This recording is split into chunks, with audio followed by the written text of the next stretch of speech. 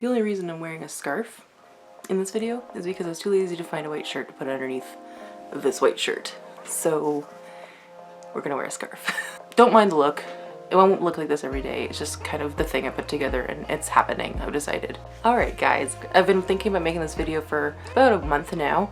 So for me and anyone I've had in my life who's lived in the same house as me, smell is a big problem. Smell is the big obvious sign that someone has had an accident in the house when if you don't have the proper tools or knowledge to help clean it up. So for me, yeah, I've always struggled with smell. It involves getting rid of a lot of mattresses, or at one point it did. So far so good for the mattress I have currently. But previously we would always have to kind of just, I mean, we didn't really have a lot of money to buy protectors and all these different types of diapers and stuff, so we just kind of had to do with what we had, and we'd use those tablecloth liners for those white tablecloth liners. Well, my camera battery just died, so if I look a little bit more flushed, it's because I had to get up and move some stuff around to charge it, plug it in. Anyways, I don't remember what I was saying, but either way, dealing with odor has always been a thing that I've always had to deal with, and it's not always easy. I don't think it's ever really gonna be easy, because it's something your body naturally will produce, is odor in your urine. But over the years I've learned a couple different tricks to help me kind of mask the odor whenever possible, and then also get rid of the odor. I will split this up into two categories. The first one is going to be at home, and then the other one's going to be travel or on the road or on the go. What I have found out that helps me personally the best is using 1 to 2 different bed covers. The reason I think this works the best for me is because after washing one about 5 or 6 times, it kind of, even longer, probably more like 10 times, but it starts to lose its integrity in the plastic lining. So if you put down 2, you're saving your mattress from stains. Which personally is, I've gone through so many different mattresses, it's incredibly embarrassing. People are gonna have stains on their mattresses anyway. You're not like, even if you don't wet the bed at night, if you don't have a cover on your bed in the first place, then you're going to end up with sweat stains on your mattress anyway. But that's like a different story. I just wanted to say that I use 2 mattress protectors for every night. Lie down. Lie down. Okay. So my dog feels like joining me. I can't seem to get any peace and quiet around here because sometimes the dogs just bonk on the door telling me that they want cuddles. Do you want cuddles? I'm just gonna hide him behind me. By the way, this is Dawson if you haven't met him. And he jumped off the bed. He's one of my 2 Siberian Huskies that I have. And they're on my homepage, Denver and Dawson, on my YouTube channel, so they're just kind of my little pups. Good boy. So use 1 to 2 bed covers if you have access to that. They're kind of expensive. Here in Canada, if you go to a Walmart, you can probably get them for about between 30 and 40 bucks, like a kind of decent one. The next thing I would recommend is using baby wipes or baby powder whenever you're at home or on the go, because it kind of goes both ways because they're easy to tote around.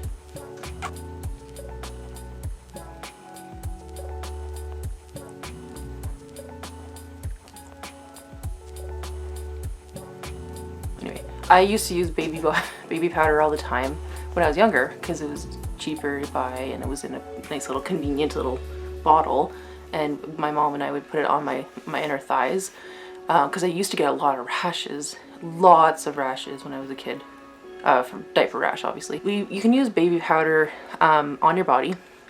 I guess you could also put it in luggage or something if you needed to kind of mask some odors. It does obviously have the smell of baby powder, so it's talcum powder. It'll just always kind of smell powdery, and sometimes it's kind of a dead giveaway that you have smell issues, so maybe it's probably better to use it at home if you feel like using it on your legs and body. It's not really the best solution, but the other solution would then be to use baby wipes, or if you're in a pinch, feminine wipes or makeup remover wipes.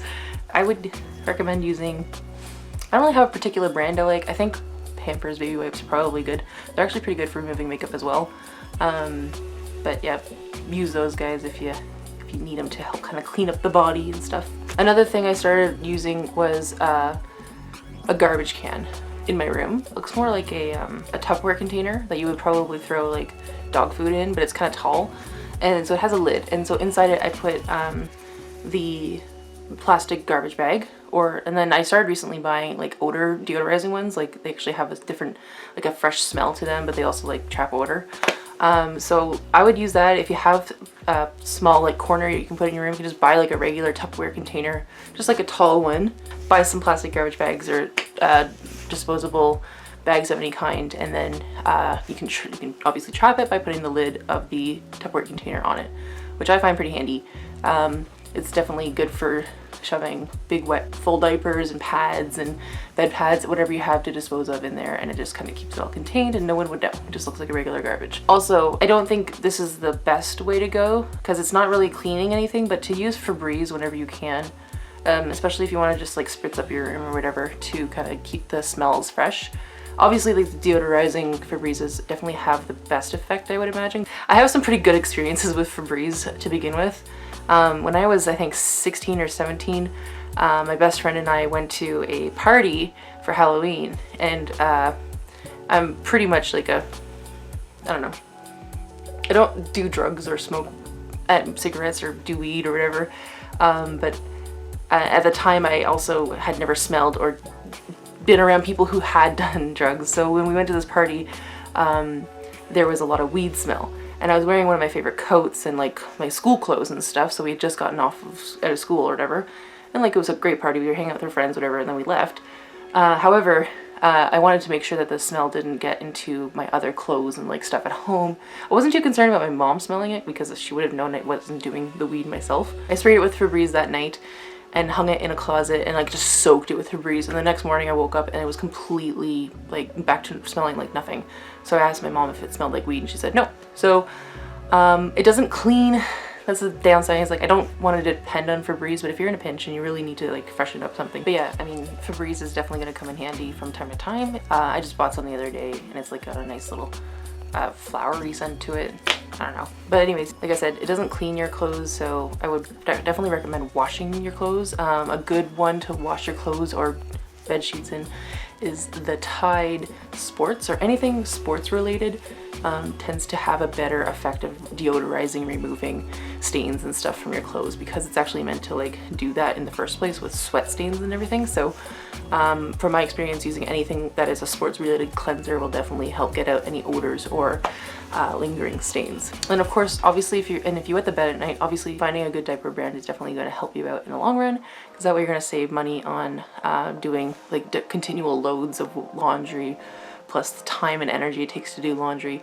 It may cost a little bit more to buy brands of diapers that you might like to try, or at least getting used to some. They are pretty pricey. However, and I did do a review on diaper brands. If you haven't seen that video, I'll link it down below.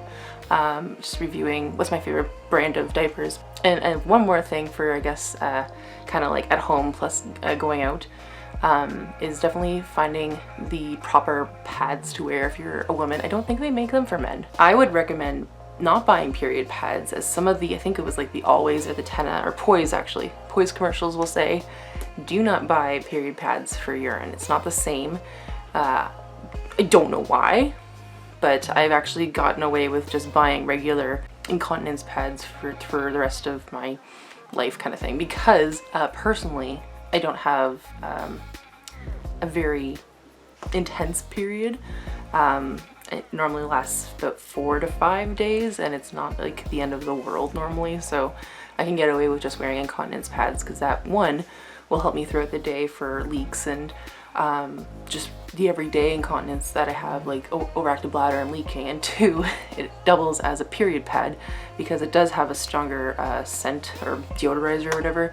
I end up changing them about 3 times a day just to be sure that it's definitely not adding to the smells that I'm creating. Normally I don't change my regular pad when I'm not on my period more than once a day, but on days where I'm on my period, I definitely will change it more than 2 to 3 times a day just to be sure. Poise, Tena, Always, they all kind of make these kind of like drugstore-ish brands. However, I've been pretty happy with buying the Poise pads, and I think I bought Tena pads. They all kind of work the same way. Those are sort of just helpful tips for at home.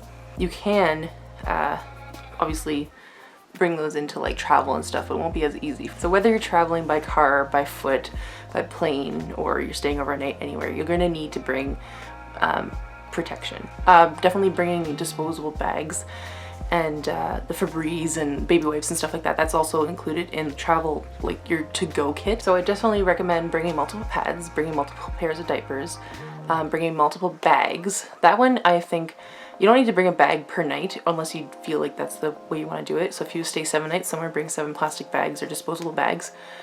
I just normally bring about 3 if I'm going to stay somewhere for a week, and just kind of put them in, tie them up, and then untie them, put them back in, just kind of saving on bags or whatever. And also just bringing wipes and baby powder or whatever you need, Febreze, whatever you need to bring to help freshen things up. And I guess this one kind of goes back to one of my beginning videos I had made, is tell a friend that you have an issue. You don't have to go into detail, but I would recommend telling a friend if you have, you're staying with someone, or if you are with family, tell your family, at least one person.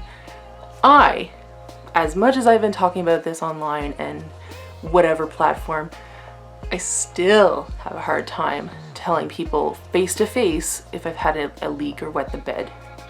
It's just an incredible amount of me just wants to cover it up and just pretend like it never happened. Ugh, it's just so frustrating. Like, I'm there with you. I understand how much of a struggle it is to tell someone, but the easiest way to do it is to tell them before it even happens. And even then, it's still difficult to wake up and be like, I need you to wash the sheets, or I need help washing the sheets or something. It's still frustrating, and I cringe every time it happens, but like, it's such is life. Like, you can't really do much about it. It's just super embarrassing regardless. I come across as somewhat confident, but I am still very embarrassed when it happens. So tell a friend, or tell your mom, or tell your cousin, or your brother, or whoever you're staying with, that you're gonna need this thing.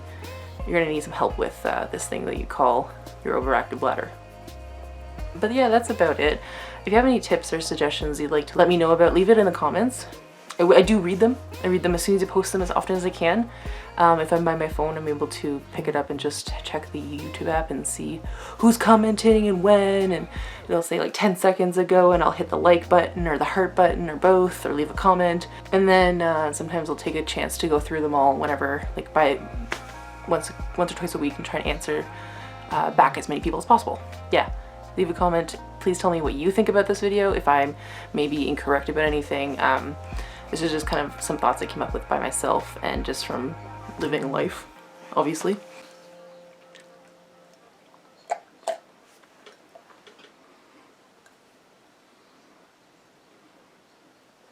I don't know what that was for. It's like day-old coffee. Cool. Well, if you haven't subscribed yet, you should probably do that. Yeah, I don't know what else to tell you. Just do it. It's what the cool kids are doing. And if anything, you're a cool kid. Okay, bye. Good stuff.